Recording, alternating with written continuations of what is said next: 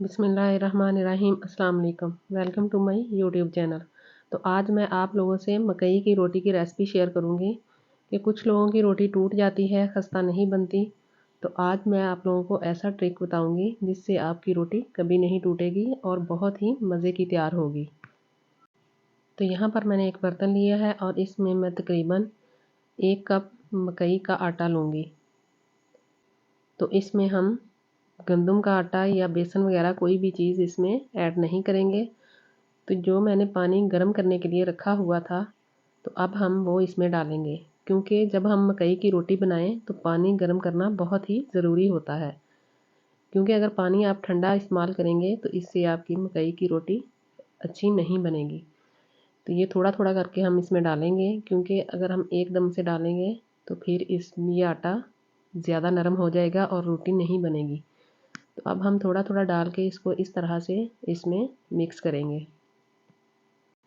इसी दौरान अगर आपने अभी तक हमारे चैनल को सब्सक्राइब नहीं किया तो प्लीज़ हमारे चैनल को ज़रूर सब्सक्राइब कीजिएगा और बेल आइकॉन भी ज़रूर प्रेस कीजिएगा ताकि हर वीडियो का नोटिफिकेशन आप तक पहुंच सके। तो यहाँ पर हमने पानी को अच्छे से मिक्स कर लिया है। ये देखिए, इस तरह से आपने हाथों की मदद से आटे को इस तरह से इकट्ठा कर लेना है। तो ये देखिए, इसको बिल्कुल भी हमने ज़्यादा नहीं गूंदना। तो यहाँ पर मैंने एक कागज़ लिया है, इस तरह से आपने पेड़ा बनाना है। तो ये कागज़ मैंने घी वाला लिया है। तो आप बटर पेपर भी ले सकते हैं, फॉल पेपर भी ले सकते हैं, किसी भी चीज़ के ऊपर आप बना सकते हैं। तो मैंने घी का एक पैकेट लिया, उसमें से घी निकाल लिया था उसकी साइडों से कट करके। तो अब मैं इसके ऊपर इस तरह से पेड़ा रख के हम हाथों की मदद से इसको बनाएंगे। तो ये साइडों पे जो क्रैक आ रहे हैं इसको हम हाथों से इस तरह से ठीक करते जाएंगे, क्योंकि ये आटा नरम होता है, ये आसानी से ठीक हो जाते हैं। तो ये देखिए, इस तरह से हम इसको बनाएंगे। तो इसको हमने ज़्यादा मोटा नहीं बनाना। ये देखिए, इस तरह से हम बारीक रोटी बनाएंगे। ये बहुत ही मज़े की और खस्ता तैयार होगी, बिल्कुल भी अंदर से कच्ची नहीं होगी। तो ये हमारी रोटी बिल्कुल तैयार हो चुकी है। तो अब हम इसको तवे के ऊपर इस तरह से डाल देंगे, क्योंकि अगर हम वैसे उठाते तो ये टूट जानी थी। तो इस तरह से हम उठाएंगे और इसको तवे के ऊपर, तो ये कागज़ है जो कि आसानी से ऊपर से उतर जाएगा। तो अब हम हाथों की मदद से जो थोड़े बहुत क्रैक हैं वो हम इसको ठीक कर देंगे। तो ये देखिए, अब हम इसको पकने देंगे। तो इसको हमने तब तक पकाना है जब तक ये थोड़ी सी हार्ड ना हो जाए। अगर आपको हमारी वीडियो अच्छी लगे तो प्लीज़ हमारी वीडियो को लाइक और शेयर ज़रूर किया करें। तो ये देखिए, हमारी रोटी तकरीबन हार्ड हो चुकी है। तो अब हम इसको पलट देंगे। तो ये देखिए, ये बिल्कुल भी नहीं टूटी और ये आसानी से हमने इसकी साइड चेंज कर ली है। तो अब हम इसको लो टू मीडियम फ्लेम पर पकाएंगे। तो एक और बात, जब भी आप बाज़ार से आटा लेके आएँ तो आपने फ़्रेश लेना है, क्योंकि पहला पड़ा हुआ आटा नहीं लेना, उसमें से स्मेल आती है और रोटी भी आपकी अच्छी नहीं बनती।